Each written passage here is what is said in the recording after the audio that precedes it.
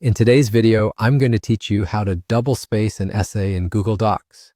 Whether you're preparing a school paper or a professional document, understanding how to adjust your text spacing can make a significant difference in how your work is presented.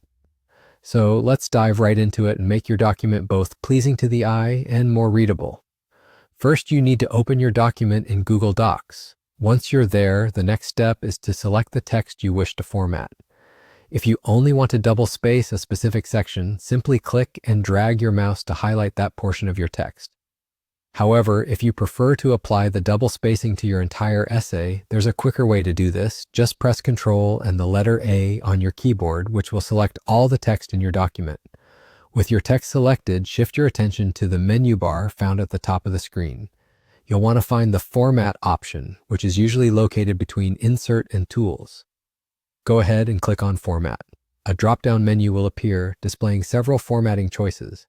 From this list, navigate to line and paragraph spacing.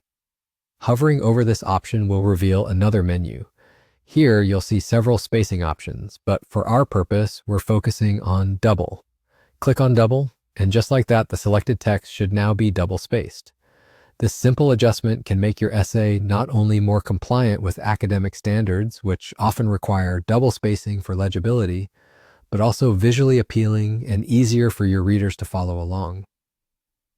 It's a small change that has a big impact, especially when you're dealing with lengthy essays or reports. And there you have it. It's really that straightforward. By following these steps, you've successfully double-spaced your essay in Google Docs. Remember that these same steps can be helpful in various other contexts where different formatting is needed. If you found this tutorial helpful, don't forget to like, comment, and subscribe.